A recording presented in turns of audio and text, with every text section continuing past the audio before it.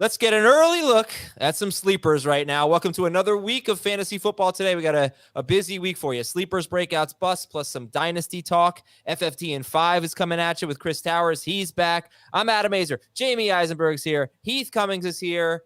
Guys, Samaje Perine in his last 2 seasons with Cincinnati, 6 games with 9 or more carries, 14 or more PPR fantasy points in all 6 games. Elijah Mitchell, he's another guy we're going to talk about here. In the last 6 games that he played with McCaffrey, he had almost the same amount of carries. So we're going to talk about that. How's it going, guys? Weekendometer 0 to 10. Jamey. 9.5. Excellent. Heath. 10. Okay. Good. You? 7.5. It's pretty boring. Really didn't do anything. But we got a big weekend coming up. We got a 3-day weekend. No show next Monday. Going to the beach. Going to the pool. So I was just saving up. Wait, we're saving my energy. All right. Give me your favorite sleeper right now as of June 12th. This will change. Heath, you can go first. My favorite sleeper right now as of June 12th. I think you said him. It's Samaje Perine. I chose all my sleepers guys that were outside of the top 100. I think you can use a variety of different ways to look at that. But if the first 96 picks of the first 8 rounds, right now Perine, I think, in around 9 or around 10 pick. And that would definitely go up if we get the clear Javonte Williams is not going to be ready for week 1. But I think it's more likely that we go through training camp kind of with a little bit of fuzziness as to what Javonte Williams' status is. There's going to be some really good reports. There's going to be some more cautious reports. And we're just going to have to see when we get to real football how he performs. And so I think that gives Perine an excellent chance of remaining a sleeper all through training camp. And even if Javonte Williams plays week 1, I still wouldn't expect Williams to be a full-time feature back. He wasn't a full-time feature back in college. He wasn't a full-time feature back when he was sharing with Melvin Gordon. Samaje Perine was flat out better than Joe Mixon at times last year. And I think he's going to have that 9 to 10 carries per game most of this season. Yeah, he was so much better than Joe Mixon. It was crazy. Mixon had 2 games all season in which he scored more than 19.3 PPR fantasy points, and that's the fewest amount of points that Perine scored in his 3 games as a feature back. He scored 30 points, 19 points, 21.5 points, if I'm rounding. Rounding for 2 of those anyway. So, yeah, he was great. He just has the tendency to score. You know, I gave you that stat earlier, 5 of 6 games, 6 games with 9 or more carries in the last 2 years, 14 or more PPR points in every game. Well, he did score in 5 of those 6 games, so you don't know what to make of it. All right, I know that was actually a sleeper for Jamey, too. He likes Samaje Perine just outside the top 100. But, Jamey, give me another sleeper that you want to highlight. I'll stay with the running backs and go with Zach Charbonnet, just based on the opportunity that he may or may not have, or hopefully may have, but, depending on how when Ken Walker's healthy, when he's still on the field. But I think there's a scenario similar to Denver. If we have Ken Walker missing any time, you know what this offense is still going to be. I think it's still going to be a situation where they're going to run the ball enough that Charbonnet will have an opportunity. But I think even in a situation where, based on their draft position of taking Charbonnet in round 2, that they're going to use him and get an opportunity to see if maybe he is better than Ken Walker. So he's going to be on a lot of my teams. I was torn when you were asking, when you asked the question between Charbonnet and Quentin Johnson, because I think both guys, if they get the chance to be featured, based on injuries, they could be pretty special in their respective offenses. So, those are the type of players that you want, the guys that you don't necessarily have to rely on, but if you do and they get opportunities, they could be league winners. And so Charbonnet and Quentin Johnson were the 2 that popped in my head. Yeah, it's interesting this time of year. We may have been talking about Ken Walker as a sleeper because he was going, I don't know, round 8 to 10, depending on your draft. And Rashad Penny, he did need an injury to Rashad Penny, and then he became a must-start fantasy star. So right now, if I'm looking at Fantasy Pros ADP, Ken Walker's RB16, and he's going in the 5th round of a 12-team league. Charbonnet is going in round 9, just outside the top 100, right? Basically, right, same range as Perine. Jamey, is there a scenario where both guys are return that value, where you've got, or both guys are worth starting? Maybe one is a flex, because I just don't really see that. I feel like it's got to be one or the other, or they're both going to be basically sits and really frustrating. But could you see a scenario where both of them at least return value? Walker round 5, Charbonnet round 9. Will they both return value? No. No, because one of them would have to catch a lot of passes, I feel like. And that's just, I don't know if I see that. I agree. I don't necessarily see it for both of them. You know, I look, we're going to hear a lot of different narratives of Seattle will do this differently with the addition of Smith and Njigba. Seattle will do that differently with the addition of Charbonnet, you know, and these are two players. The reason I bring up Smith and Njigba is because these are two players that we really haven't seen, at least I think, without the like you brought up the Penny Walker situation. We kind of knew that Rashad Penny has a hard time staying healthy. So there was that understanding of why they may be invested in the running back position. Plus, Penny was headed to free agency. We've never seen two young running backs that have the ability, I think, to do what these two guys can do in the same backfield together for Seattle, unless I'm missing something. We've never seen a 3-receiver group for Seattle like this, with this pedigree and proven ability before. And so I think there's just going to be something that changes in one way, shape, or form. You know, whether it's just they're spreading the ball out in the backfield, they're spreading the ball out in the receiving core, and it's just frustrating across the board, or we see maybe a more explosive Seattle offense that we've never seen before, which is why Geno Smith is, you know, certainly worth drafting as a starter. So I'm curious to see how it's all going to work. But no, I don't think it's going to be a situation where they both return value. It's why I think Ken Walker in round 5 probably makes the most sense as opposed to, you know, rounds 3 or round 4, which is where we've seen in some drafts. And I know Dave is still beating the drum for, you know, Ken Walker, and hopefully rightfully so. But for me, I'm looking at Charbonnet first because of where he's going, which is later. Yeah, I think there's a lot more risk, obviously, in round 5 than there is in round 9. But I think there's more risk to Ken Walker that Charbonnet makes him a bust than there is that both are good or just justify their cost. Because if Charbonnet does everything as well as we think that he can, he's going to be better at catching passes than Walker, and he's going to be better in short yardage than Walker was. And that would be a terrible. I mean, I just turned Ken Walker into the Ben Gretsch trap back. There's always reasons teams do things. Like, you know, we sat here before the draft and probably would have said, okay, let's go through every team. What do we think they need? What do we think that they, you know, are probably not going to do? And I don't think anybody would have said, well, I think Seattle's going to go get a running back. No. They may, okay, this guy's available in rounds 5, 6, or 7. Makes some sense to add depth to our team. They went out and got a running back. You know, it seemingly was something that they absolutely targeted. So what does that mean? Does that mean they don't trust Ken Walker? They don't love Ken Walker? They want to just, you know, make sure he's, you know, getting through the season because he did get a little banged up last year. There's just something that was off. And that's what always makes me concerned. Yeah. All right. Well, I am not concerned about the soccer I'll be watching on, when is this? Thursday, 10 p.m. Eastern. And I will be watching this. I do not miss a USA-Mexico match, okay? Streaming live on Paramount Plus. The ultimate international soccer rivalry is renewed when the USA takes on Mexico in the CONCACAF Nations League semifinals. The U.S. is 2 wins from defending their title, and it's once again Mexico standing in their way, looking for revenge. And this is more than just a match. This is a battle for regional bragging rights. USA versus Mexico this Thursday, 10 p.m. Eastern. All right, who's staying up late with me? Streaming live exclusively on Paramount Plus. Try it free at paramountplus.com/live sports. All right, I have a list of mutual sleepers that, you know, well, Jamey gave me a list of about half of the draft. So he gave me a lot of sleepers. But you asked for sleepers. I gave you. You gave me a lot, which is good because they're all going in the same range. So we'll be able to group them. But the mutual ones were Pirine, the Texans wide receivers, and Romeo Doubs. So we already talked about Pirine. Let's talk about the Texans wide receivers. And it starts with Nico Collins. I'm sure he'll be the first one drafted. But Heath, why don't you talk about the Texans wide receivers? Who's your favorite? They're all going pretty late. So what's the sleeper appeal here? Yeah, Nico's definitely my favorite. And I think by far the odds-on favorite to lead the Texans wide receivers in targets, receptions, fantasy points, all those things. I don't know that he's the most exciting because you can get Mechie later and you can get Tank Dell.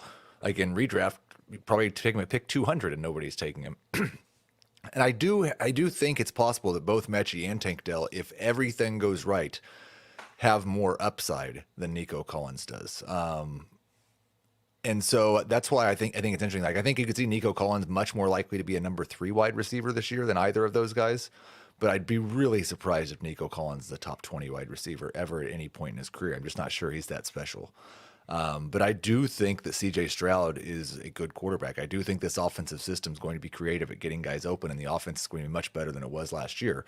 Somebody's going to see 120 to 130 targets, most likely, in the offense. Right now, Collins is the most likely, but all three, and I'm purposefully not saying Robert Wood's name. I just can't bring myself to. I mean, it's kind of the rule that we've talked about, and I struggle with it with Brandon Cooks too. When a guy at that age shows you that he doesn't have anything left, I think you should usually believe him. And it doesn't look like Robert Woods had anything left the last time that we saw him. So I think he's a great guy to have there with three young wide receivers that you're trying to teach how to be professional wide receivers. But I don't think he's really in the equation. It would be Nico, then it would be Mechie, then it would be Tank Dell. But I'm pretty interested in all three. Yeah, and you know what? Let's throw Dobbs in this discussion too. I'm going to read a group of wide receivers that are going in this range according to current Fantasy Pros average draft position, and we're around wide receiver 60 right now in ADP. So Rondale Moore, Michael Gallup, Darnell Mooney, Nico Collins, a couple of guys on Carolina, Jonathan Mingo and Adam Thielen, and then you've got Romeo Dobbs is in there as well. I skipped right over him. So Rondale Moore, Michael Gallup, Darnell Mooney, Nico Collins, Romeo Dobbs, Jonathan Mingo, Adam Thielen. How high on that list does Nico Collins rank? How many of them would you rather have ahead of Nico Collins? I think I have right now Collins and Dobbs back to back, and those are two guys that I target quite a bit. I think you can see, the upside and the downside clearly for both of them, given the uncertainty at quarterback, just because two unproven guys and, receiving cores that are certainly wide open. So there's opportunity there, but also clearly they're wide open for a reason because, these teams are, you don't want to say in rebuilding mode, but, you can say their receiving cores are in rebuilding mode. To me, it's Collins and Dobbs, and I think there's a lot of similarities between the Texans receiving core and the Panthers receiving core, because again, there's just a lot of targets available, but uncertainty abound with quarterback and receiver play. But yeah, I think he said it best about the Texans guys. And, just to put Dobbs in the conversation, we saw some very positive things in the beginning of the season. You're hearing very positive things coming out of the relationship between Jordan Love and Dobbs and minicamp. But, they have another young receiver in Reed that might, take away those opportunities. And obviously Christian Watson, we're expecting him to be the best of the bunch. So it's just a matter of, I think that the pricing feels right. When you get to this point in the draft, especially receiver heavy drafts, if these guys are still available based on their target shares and target potential, they're easy guys to draft. And then you just, if you have to punt on them at some point early in the season, it's understandable why. Yeah, you have an opportunity to get, at least in the Carolina and Houston situations, you got an opportunity to get a number one wide receiver at wide receiver 60 in ADP. Well, I think it's also just, like he said, what'd you say, 120 plus targets for Collins? Yeah. I think that's what you're looking at for a lot of these guys based on their situations. If they throw the ball enough, let's drop the number down to 100. Getting a wide receiver in this range, the 60th range, 100 plus targets for, the Panthers guys, the Texans guys, I'm going to say the Packers guys, but obviously not Christian Watson because we expect him to be more than that. The Giants guys are in this range. There's just a lot of targets available. And so it's just, you take those dart throws and just, if one hits, if Tank Dell hits, if, Isaiah Hodgins hits, if Nico Collins hits, they're easy, not league winners. Cause I think he said it best. I don't think these guys are top 20 type of players. It'd probably take a special season for that to happen, but there's certainly great potential here for a good wide receiver 3. I will say something else. I know we don't think there's the upside to be the number one in Green Bay because Christian Watson's got that locked up. But I think there's almost more upside of the idea that if CJ Stroud or Bryce Young bursts onto the scene, I think they have more upside as passers than Jordan Love does. Like if you're telling me that Jonathan Mingo becomes the new true number one for Bryce Young and he hits his potential in year one, that could be a special season for both those guys. Same thing for Tank Dell, who CJ Stroud requested in the draft and wanted the team to go get. Like, if CJ Stroud goes out and has a great rookie season for a quarterback, and Tank Dell is working the slot and his top target earner, it could be a monster payoff. Yeah. Are we underselling Jordan Love a little bit though with that? I don't think he has the same pedigree or upside as Young and Stroud, but some people might. I would agree. I would agree with you 100%. But I think like to completely downplay, because I think that's the perception is Jordan Love can't do that or can't get there. He still was a first round pick that was drafted into a situation where he knew he had to sit unless the Packers, or they know they were going to sit him unless the Packers were going to move on from Aaron Rodgers. Like, imagine if, even Mahomes had to sit for a year because they knew that situation, so maybe it is and I know that's going to sound crazy that Jordan Love becomes that, but that's not the case. But maybe Jordan Love does have this ability to, I would hope, be better or at least on par with those guys, and where would he be if he was in this class? Well, I think if he were in this class, I think Andy Reid would know who he was. So, Sure. he's got to get that. He's got to get that first. I just think it's interesting because like Love has an advantage over Stroud and Young in that he's not a rookie. He's gone. We've seen that matters, that sitting and the experience and all that stuff. But I'm not 100% sold that Jordan Love's going to be better than Kenny Pickett is this year. Fair. Yeah. You should be. Yeah, I agree. You're 100% right. I mean, especially because you figure they're going to run the ball quite a bit in Green Bay. They're going to try anyway. Right. But he does know his system. He does have, some familiarity with his receivers because he's played with them at least, so we'll see. Okay, let's take a quick break. When we come back, we'll tell you which two fantasy stud running backs might hold out. We'll tell you that right after this. You probably figured it out, but Saquon Barkley and Josh Jacobs, they are still unsigned. The franchise tag was placed on them. But Barkley said he's not sure if they're going to get a deal done by the July 17th deadline. He did not rule out holding out. And indications seem to be that the situation could be a little bit worse in Las Vegas with Josh Jacobs, just based on his rhetoric. It's been a little bit more pessimistic here. But Jamey, what do we need to know about these two situations for Barkley and Jacobs? I think it'd be very surprising if they did not play. I know Barkley sort of indicated sitting out the year is not out of the realm of possibility, but hopefully Le'Veon Bell's situation taught us and taught him that might not be the best thing, despite the fact that Le'Veon still got paid. It didn't lend itself to being a good career move long term. There's still time. I would hope that the Giants and Barkley can come to some sort of agreement. We clearly see what this position has become. It has been completely devalued. It's understandable why. On the NFL side of things, it sucks for running backs and the people that play that position. It certainly is bothersome for fantasy managers because we rely on that position so much and those players so much. So you'd like to see them compensated because we root for them. However, the situations being what they are, I would be very surprised if they don't play. I think they have to make a stand to a certain degree, but the Raiders, the Giants, I don't want to say they have options because you don't want to necessarily turn to what's out there because clearly those guys that are out there for a reason. Zeke, Fournette, Dalvin Cook, some of it is monetary, some of it is, circumstances. But in any event, look, I hope that we get them in camp. I hope that we get them by week 1 and it's all settled. Yeah. Was that you, Heath, who clicked on that comment? That was. Yeah, I thought you would enjoy that. No, and I don't know if, you guys might disagree. I'm planning on buying the dip. Like if these guys don't show up for the first week of camp and their ADP falls, I just can't believe they saw how it worked out for Le'Veon and that's the plan they're going to follow. I also agree with everything Jamey said about why they're upset. That's justified, but eventually they're just going to play, probably. Yeah. they don't make as much money as other positions. However, just to take the other side, if Saquon Barkley and Josh Jacobs sign their franchise tags, they will make $10 million this year.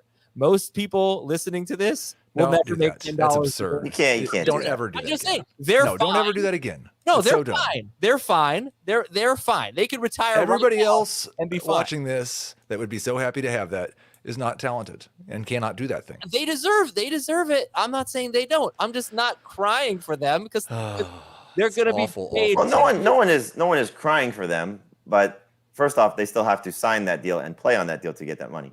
Of course.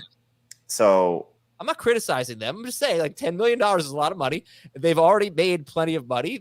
Don't do that. This is the worst. This is your worst take. I'm not going to put it in the Twitter thread, but this is by far your worst take. My take is that $10 million is a lot of money. That's a bad take.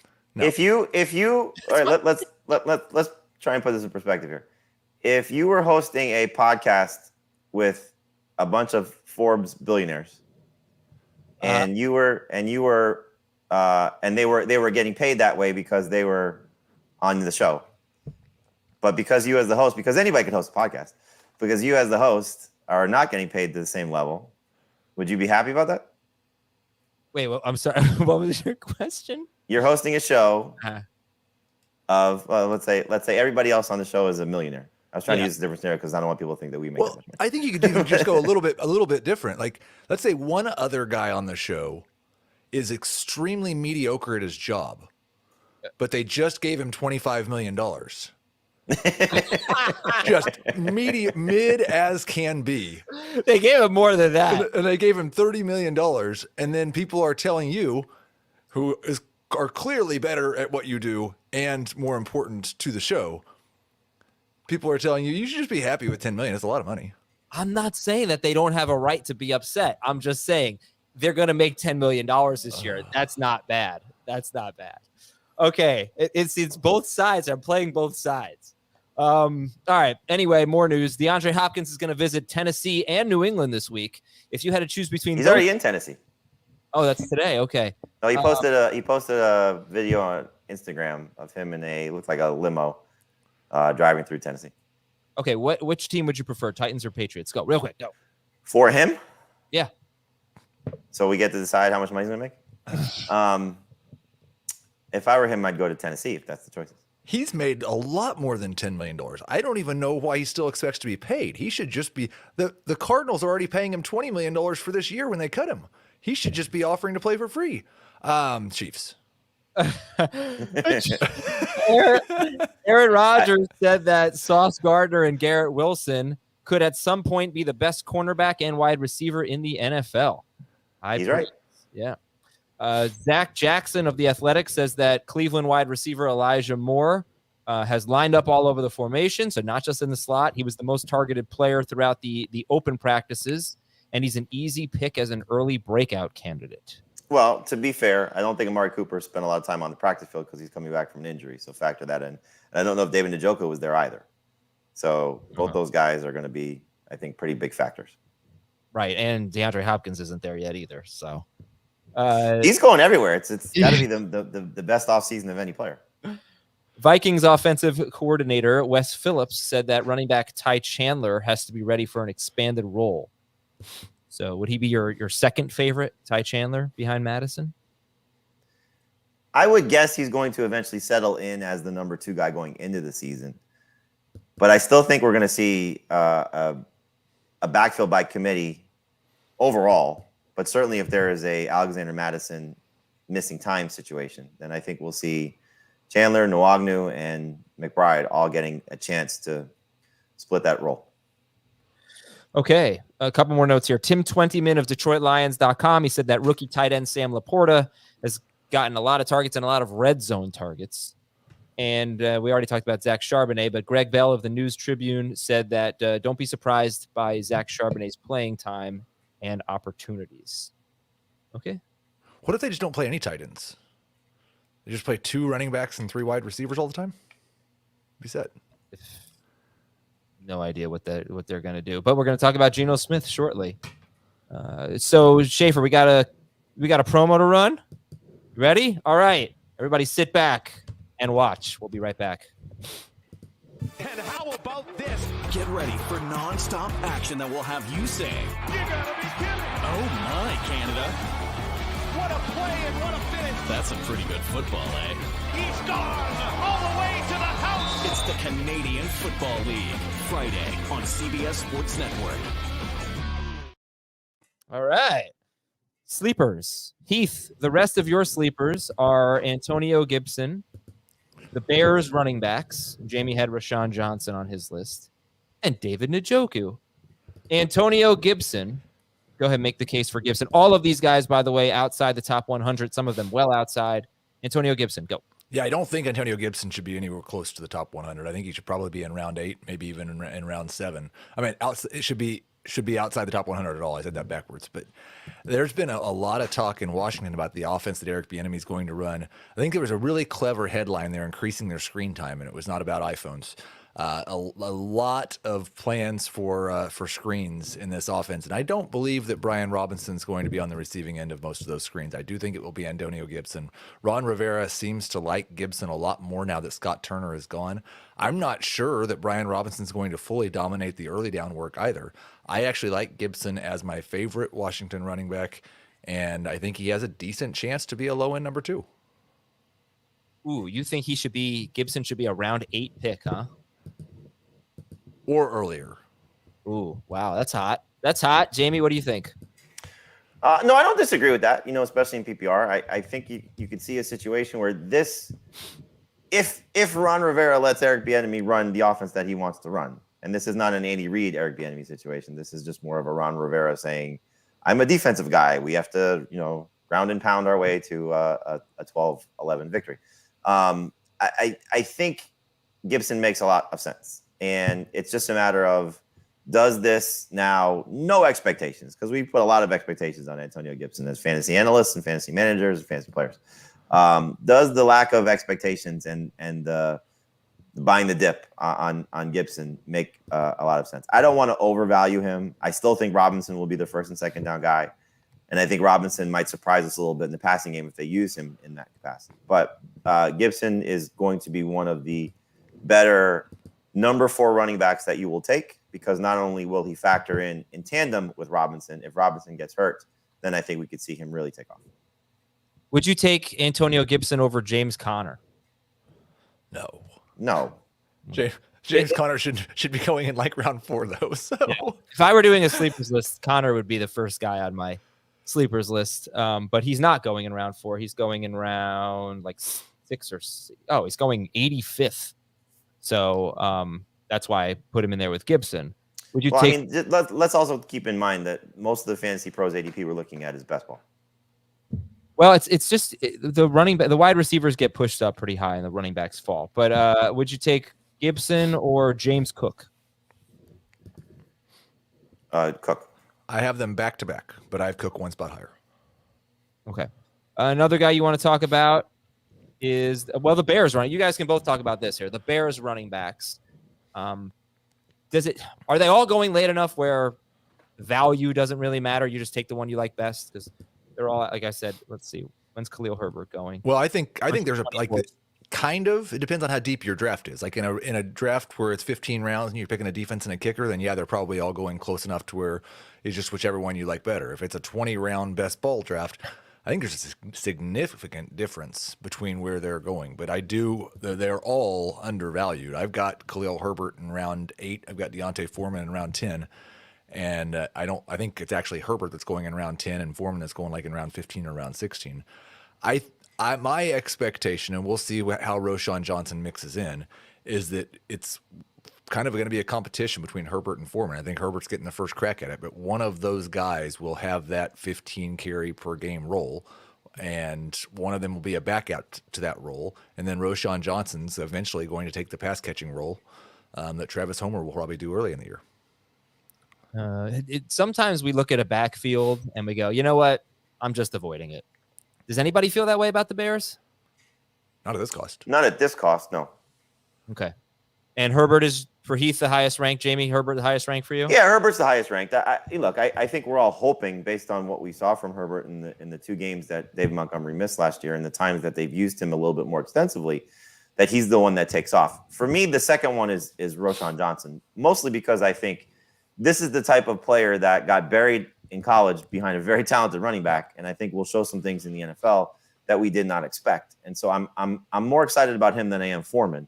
And so he's the one that I would take a shot on first. I almost think that Foreman's going to be kind of in a similar role where they're not going to use him unless there's an injury to Herbert, and then he gets an opportunity, unless Roschon Johnson's just that good. And so I don't really have a lot of stock. I don't really want to have a lot of stock in Foreman unless it's just, last round pick. I'll take a flyer on somebody that may stand out in this backfield. But I think for me, Herbert is the one you look at, especially if he continues to fall. But Roschon Johnson, based on cost, is the one that I'm going to have the most shares of. Okay, a couple of comments in the chat here. I'm surprised Heath didn't click on this one. Heath kind of looks like Christian Bale. Okay. It's just a different every season. It's a new celebrity, and I did not expect Christian Bale to be the celebrity this year. But let's go with it. Let's keep that one. Adam's hair looks like it's peel and stick. I don't know what that means, but Are you at wig territory yet? I mean, I guess so. No. Well, it looks like it. Apparently, I could see kind of it's not sitting well today, so it looks a little fake. I get that. All right, last sleeper for Heath is David Njoku. All right, so go ahead, David Njoku. Well, this goes back to the I think you have to believe in the tight end buckets to believe in David Njoku. Oh, good. I'm glad you said that. I have to put it in my notes. I have to call you out on something. Okay, go ahead. I'm very excited. You can Good. I don't remember which thing it was, but because Kevin Stefanski's offense has pretty consistently had a role for pass catching tight ends, usually multiple pass catching tight ends. We saw Njoku stay healthy last year, for the most part, played 14 games and really stepped into the lead role, earning 80 targets in those 14 games. I think all the signs that the Browns have given us this offseason is that they are going to live and die on Deshaun Watson and throw the ball a lot more. And so I think there's a chance that Njoku's targets actually go up, despite the fact they added Elijah Moore and drafted some wide receivers. And he was basically a low-end top 10 tight end last year. If Deshaun Watson is Deshaun Watson again, and they throw the ball a league average number of times, not even a lot, then Njoku has a good chance to be a top 5 tight end. He averaged the same amount of points as Evan Ingram and doesn't get discussed even close. And Ingram's getting Calvin Ridley added. So they're not even close in terms of the way they're evaluated and discussed, at least in my opinion. Ingram and David Njoku. It's just weird. It's like I have a hard time drafting. What's his upside? What's Njoku's upside? I think I just said if Deshaun Watson is Deshaun Watson and they throw the ball a league average number of times, he could be a top 5 tight end. You said that? The literal words that came out of my mouth. On this show, you said it? This is why I'm not a billionaire. I don't know. Like top 5, it seems kind of rich. But okay, actually, it doesn't seem rich because top 5's not something to do. What do you think his upside is, though?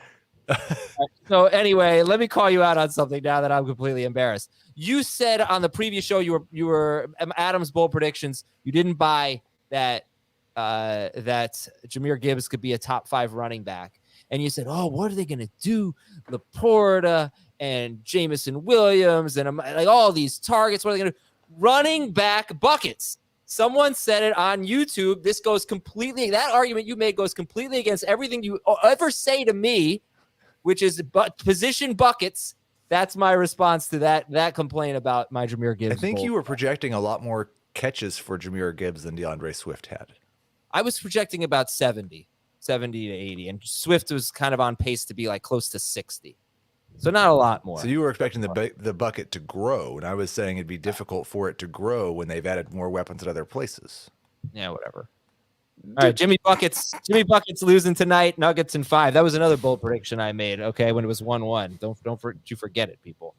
We'll take a break here. When we come back, we'll talk about Jamey's sleepers right after this on Fantasy Football Today. All right, we're going to break them out into positions. We always start with quarterback. Let's start with running back here. Jamey gave me a whole list of sleepers. Samaje Perine was one of them. The Dolphins running backs. Zach Charbonnet. Between Perine, the Dolphins running backs, Zach Charbonnet, who's your favorite right now? Well, again, you asked me this question, and I told you Charbonnet. All of them? No, I did not ask you that. Oh, but you said you gave a blanket statement. Who's your favorite sleeper? Yeah, but that was after Perine was off the board. That Perine was off the board at that point. I think let's talk about the Dolphins, guys, because let's assume Dalvin Cook does not go there. Then you have a very wide open backfield that could be a lot of fun if one guy does stand out and stays healthy. And I think it's a little disrespectful to Raheem Mostert that we, harp on the injury situation for him. He did only miss 1 game last year. So to his credit, first time with a new team and past age 30, he stayed healthy. That being said, we expect him to get hurt. So, if he does miss any time, Jeff Wilson to me is the most intriguing because I think, A-Chain is going to probably be the first one drafted because he's a shiny new toy. And all you're going to hear is about his speed. He's already got one great positive report from OTAs. I think it was in Sports Illustrated. They said he looked just different out there. His speed stood out, amongst the group. But again, shorts and t-shirts. So I want to see if Dalvin Cook does not end up in Miami, what they do, who gets the first carry in the first training camp practice. I really want to see what they do. Is it the veteran, honor roll of Mostert gets the first touch and then Wilson and A-Chain, and they sort of work it in that way? Do they give A-Chain the opportunity to be the starter? It's almost similar to the Bears situation. You take the last one of the group, and that might end up being the best one of the group. It's almost like what we used to say about the 49ers running backs. Right, but also you take the last one, you could end up with a group that's just not worth having. Right? Is this one where you say, I'm just going to avoid it?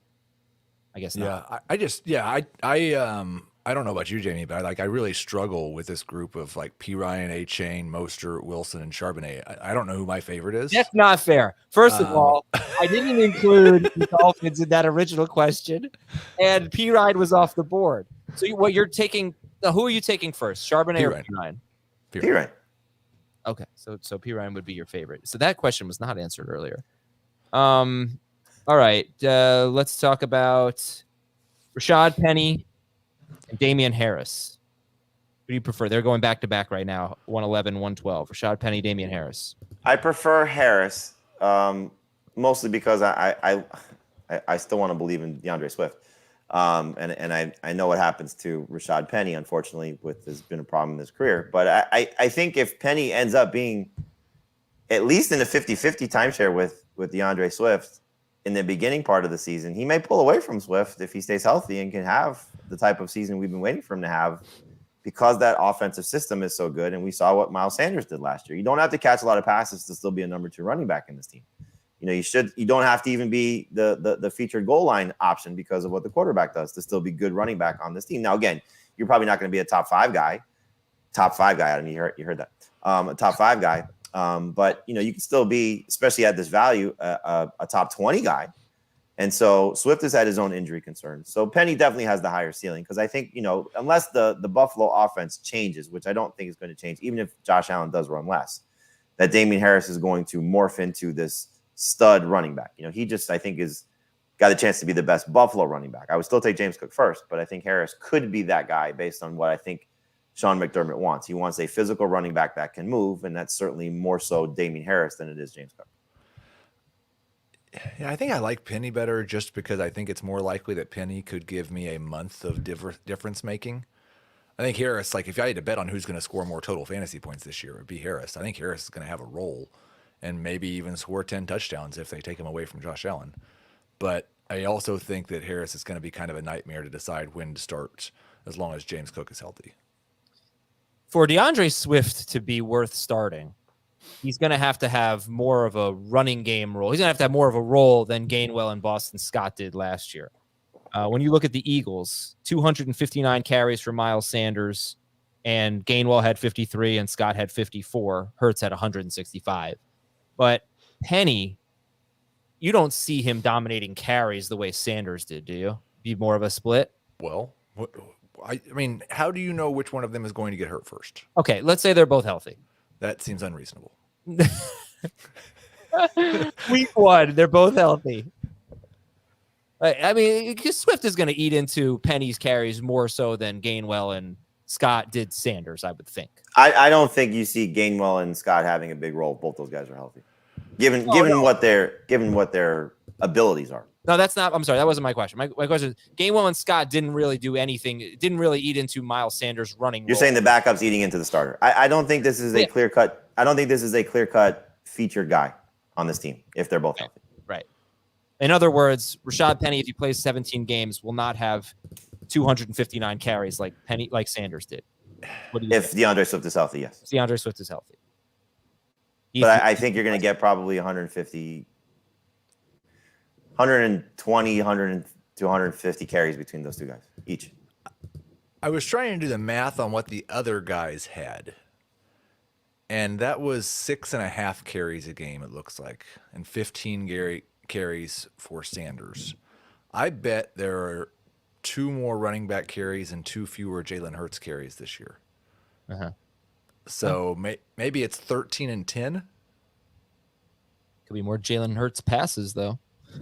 But Yes, all right, next I would up, think for sure. let's talk about Elijah Mitchell. He played 6 games with Christian McCaffrey, including the postseason.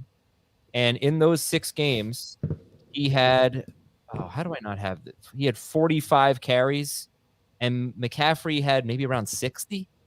Sorry, I don't have the exact number for McCaffrey, but it was really close. Jamey, what's the sleeper appeal for Mitchell? Is it just handcuff, or is it more than that? It's a little bit more than that. I think you could see a situation where they run the ball so much and so successfully, especially if the quarterback situation is going to be a little bit dicey early in the season, that there's going to be an opportunity, especially as we saw early in McCaffrey's tenure in San Francisco, that the fourth quarter guy was a little bit more Elijah Mitchell, especially the clock killing options. So it's just, are you ever going to feel comfortable starting him when McCaffrey's healthy? No. But should McCaffrey miss any time, you know what Elijah Mitchell's capable of. We saw it in his rookie season. So I got the numbers wrong. My bad. So Mitchell had 45 carries in the regular season, but he played 6 games with McCaffrey, including 2 postseason games, and McCaffrey only had 5 more carries than Mitchell. I don't know what you guys think about that. It was 67 carries for McCaffrey and 62 for Mitchell. I also don't remember if McCaffrey left the Dallas playoff game with an injury. I feel like he did, but I didn't see anything about it on the Google. But anyway, it was very close. And it wasn't just a garbage time thing. Garbage time was going to Jordan Mason for the most part. So I don't know. Like, does that increase the sleeper appeal of Elijah Mitchell? Does it not matter? We're taking Christian McCaffrey, maybe number 2 overall, maybe number 1 overall. I think it's kind of like Chubb and Hunt, except if Chubb had taken all the passing downs. Like I think he's gonna have a Kareem Hunt-like role in the running game, and that some weeks that might mean 2 touchdowns. But he's a bye-week replacement unless McCaffrey gets hurt. Okay. Sorry to cut you off there, Jamey. I want to get to all of your players here. Let's go to your wide receivers. Okay. Just other guys that Jamey likes. He talked about Roshan Johnson, Tank Bigsby, and Jalen Warren as late-round picks. Wide receiver, Gabe Davis. These guys are all outside the top 100. Gabe Davis, Elijah Moore, Quentin Johnston. I don't know where you want to go with this. The Ravens receivers, Sky Moore. We talked about Dobbs. We talked about the Texans. Isaiah Hodgins is basically free. So the highest end ones are Gabe Davis, Elijah Moore, Quentin Johnston, and the Ravens wide receivers, Jamey. Gabe Davis is the most intriguing to me just because he's still he's basically the same spot he was going into last year, without a lot of competition. I know they added Dalton Kincaid, but you take away what maybe Isaiah McKenzie was going to be, what they're going to get out of the other options there. And I think Davis, the fact that they, at least as of now, don't have a DeAndre Hopkins, another strong outside threat. You've illustrated this better, I think, than anybody, of what he was starting to look like after the foot ankle injury that he sustained in week 1, prior to the elbow injury for Josh Allen. And he had a couple of big spike games. Wasn't a lot of targets, but a couple of big spike games. But he started to get some 6-target games mixed in there as well. And he's not a guy that's going to, consistently get 8+ targets on a weekly basis. But we know he could have a 3-catch, 172-yard game. He did that last year, where he could just completely win a week for you. And so, I think just given the free fall, by comparison, he was 60. His ADP last year was 60. And, to Heath's credit, he said he would be a bust, and he was. But I think, again, the cheaper price tag that you're getting for the same player, same role, same quarterback, it's extremely worth your time to invest in Gabe Davis, because you can get a guy that can win you a few weeks. Another one of our sleepers from today's show that I think should be going in round 8. That's going in after pick 100. But yeah, I think he's going to be better than he was last year, and he's still the same guy. Like, there's not anybody they've added that's going to impact his targets, I don't think.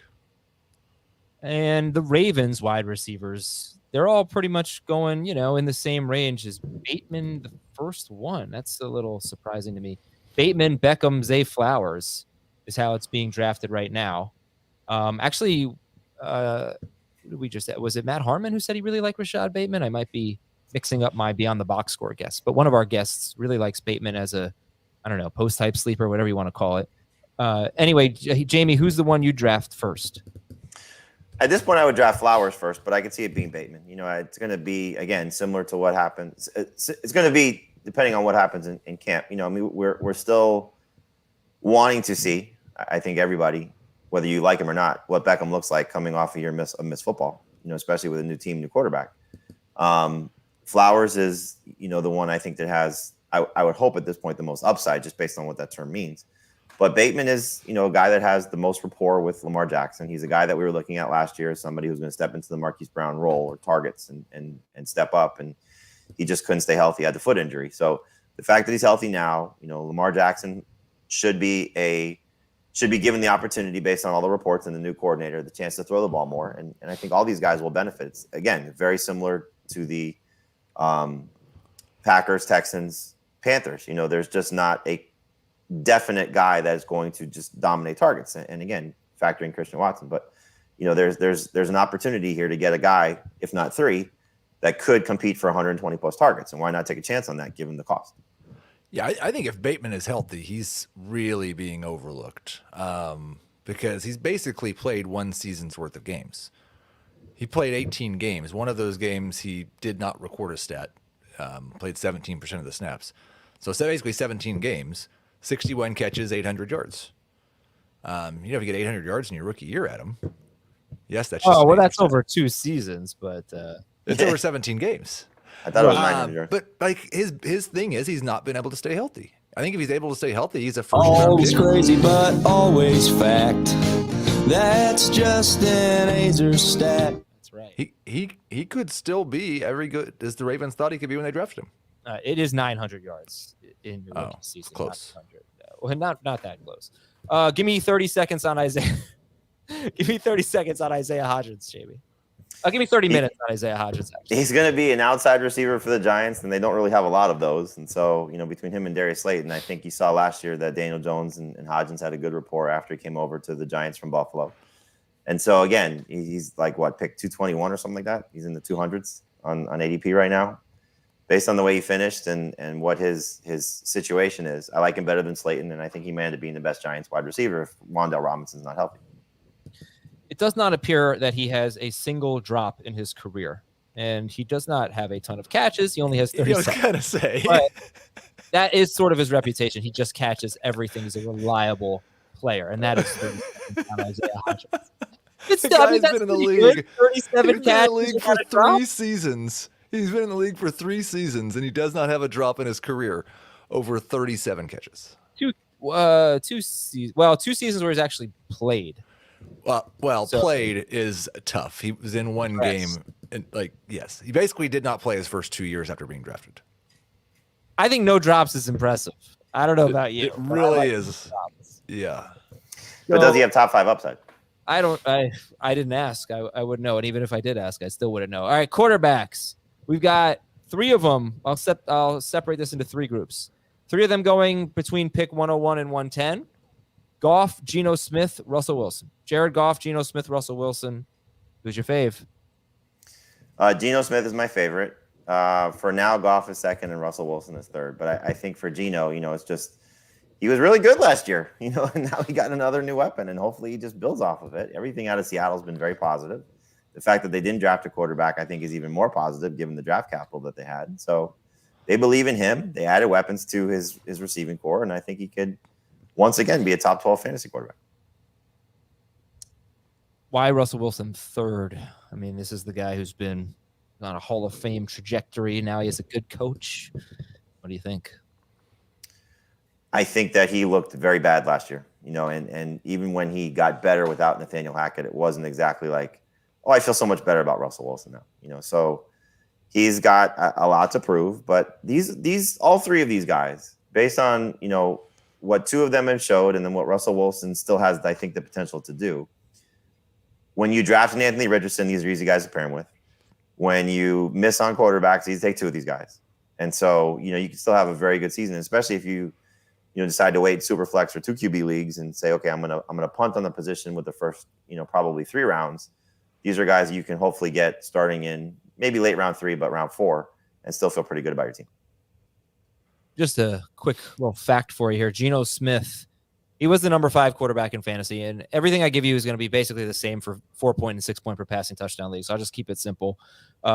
He was number 8 per game, Geno Smith, but based on his points per game, it would have been number 13 per game in 2021 and number 14 per game in 2020. So it is kind of an interesting thing to evaluate Geno Smith. Yes, he was really good last year, but based on previous season standards, the very best that we've ever seen from Geno Smith wasn't really that good. So does that matter, or are we just sort of expecting, the end of that kind of crazy good quarterback play that we had? I think that's the toughest part, not about Geno Smith, but the quarterback position this year, is evaluating last year's results in light of what we had seen the 3 years before. Because if the guys who were really fell back last year are the guys they'd been the 3 years before, then there's a lot of top 12 quarterbacks, Geno Smith and Daniel Jones included, that I think may do the same thing they did and just be backups. Right. But even so, though, the cost of these guys, if you have a great team, and clearly injuries, poor play, all those things matter in. But the fact that you don't have to invest in the quarterback position, and if you're still getting a 20-plus per game scorer, that's a pretty good situation to be in. It may not be the perfect situation to be in, but it's still a good situation to be in. Schaefer, can we see our FFT mascot? Can we throw him on the screen here? I mean, this is why you gotta be on YouTube, youtube.com/fantasyfootball today. It's seriously, holy cow. Wow. It is no joke the cutest dog I've ever seen in my life. I thought you had a bear. I thought it was a panda, yeah. It is so cute. His name is Libido or something similar to that. No, you nailed it. What is it? Lobinho. Libido. I thought you said libido. I did say He that. did. Lobinho means little wolf in Portuguese. Yeah, so very cute. Thank you, Shaver. Appreciate that. All right, 3 more quarterback sleepers. Who's your favorite? Derek Carr, Jordan Love, Sam Howell. Howell's not gonna be your favorite, right? He's way down the list, but I think No, he's so he's not intriguing, though. He's so intriguing, though, because, I mean, he ran for over 800 yards his final year in North Carolina. I mean, like, if he does that, clearly not 800 yards in the NFL, but if he runs and gives you 400-plus yards rushing, that would be insane for what you're getting. Yeah. He's my favorite. yeah. All right, he's your favorite. Howell's your favorite over Carr and Love? Yep. Okay, Carr is my favorite. Yeah. Carr would be my favorite of that group, but I think Howell is so interesting. I want to clarify. Carr is my favorite in a 2-quarterback league. Fair. But what am I hoping that Derek Carr does in a 1-quarterback league? You'll be 14. Maybe he could be 16. All right, tight end. Sleepers, Dalton Kincaid, Tyler Higbee, Juwan Johnson, and Sam Laporta. They are all going after pick 130. Kincaid, Higbee, Juwan Johnson, and Laporta. Your thoughts, Jamey? I hope Kincaid does what you think he's going to do, which would be a top 8 tight end. Look, again, attaching yourself to great quarterback play, and not that he's going to play a traditional tight end role. At least that's the expectation. So I love the upside there. Laporta, he's got a 6-game chance to a 6-game audition to prove that he deserves to be in a big role without Jameson Williams there. So looking for another weapon for the Lions, and as Tim Twentyman said, looking good in the red zone. And then Juwan Johnson's got according to reports, already developing a nice rapport with Derek Carr, and Higbee has a chance to get a lot of targets as maybe the second best receiving option for the Rams. I took Kincaid in a draft that we just did, the pick by pick for one of my teams. I don't know if I was the last guy to take a tight end, but I was certainly one of the last ones. And I took him in round 12, 136th overall, I believe. So with this list here, or your own sleeper list, but this list of Kincaid, Higbee, Juwan Johnson, Sam Laporta, if you're in a 12-team league and you're comfortable with one of them, you can just wait to draft your tight end. So there were actually 2 tight ends that went after you took Kincaid. Yes, there were, but I don't know that they were starters. They may have been backups. I'm not sure looking at it right now. Well, he's my starter. No, Chris took Laporta after you took Kincaid, and then he took with his last pick Higbee. And Dave took Dulcich to pair with Coppins. Okay. Yeah, Heath, a nice little subtle dig there on the Dalton Kincaid. Like that. It's fine. Yeah, look, obviously any tight end you're drafting around 12 might be someone that you're dropping. There's no guarantees there. That's it for our Sleepers episode. We will have breakouts on Wednesday's show. We will have the Dynasty episode tomorrow. And thank you very much for watching and listening, everybody. For Heath and Jamey, Labinho and Schaefer. I'm Adam Azer. Talk to you later.